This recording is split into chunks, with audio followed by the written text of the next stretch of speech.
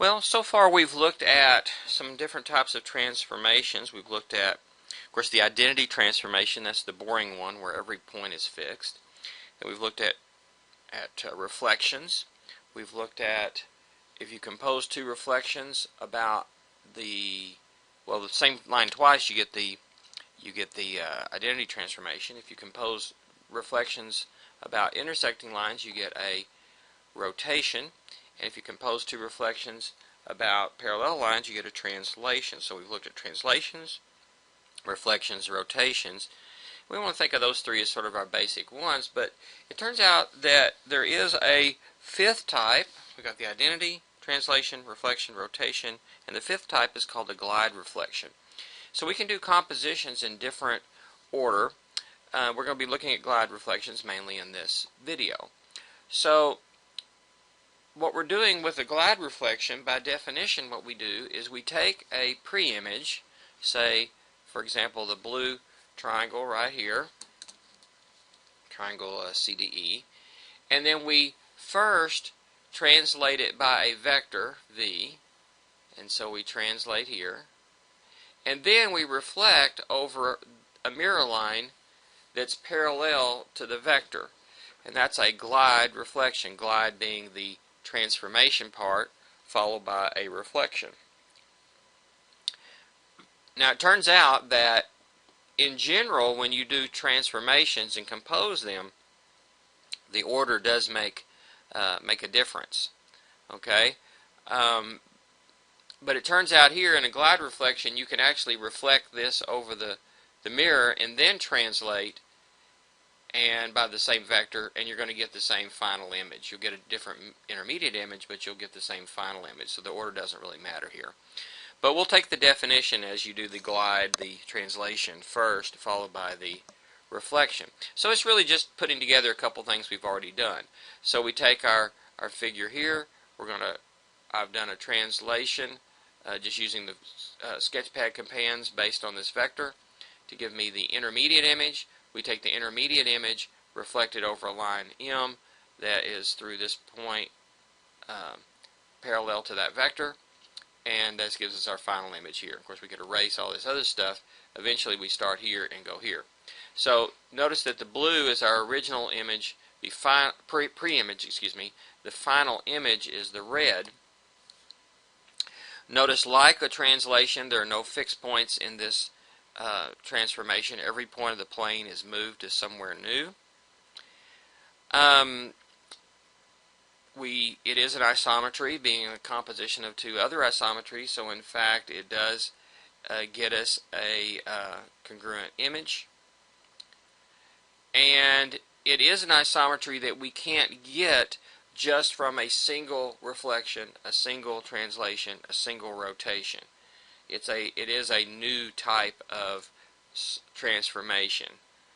And it turns out, though, that this list of 5 types of transformations is, in fact, a complete list. That'll take us a little bit to prove that a little bit later on, but it is true. So every transformation that is an isometry, at least, has to be one of 5 types, either the identity transformation, a single reflection, a single rotation, translation, rotation, reflection, single one of those, or single glide reflection.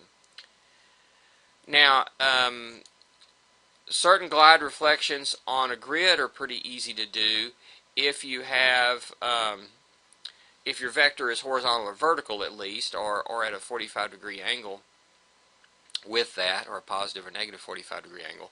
And so we can see that here. So here, for example, this is a vector just going straight to the left 3, and so we can easily just move everything to the left 3, and then we can reflect over, say, a horizontal line here to get the final image, and it's pretty easy to do this.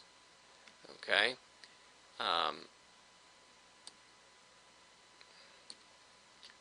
So if this is also a vertical one, also pretty easy to do this. Let's move that, say, to here. And so we can just simply slide it up 2 units, and then it's pretty easy to reflect over a vertical line. These are using skills that we've already talked about. Not too hard also to do this if this is, say, at a positive or negative 45-degree angle, or what we would call a 45-degree reference angle. And of course this one needs to be parallel for this definition to work.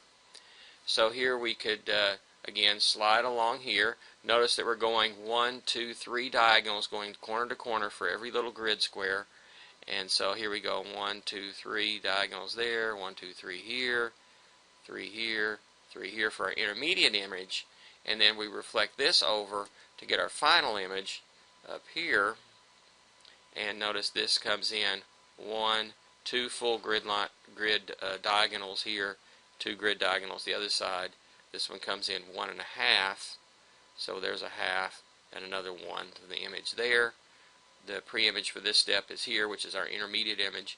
Goes in a full diagonal here, full diagonal there. This one goes in 1, 2, 3.5 diagonals. There's a half, 1.5, 2.5, 3.5 puts us to there, and we can see our final image. So ultimately, the point A here gets mapped ultimately to A double prime here, and B here gets mapped to B double prime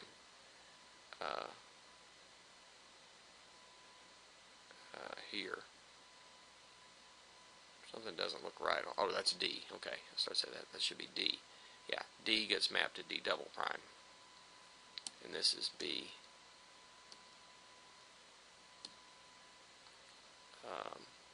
This point right there is B.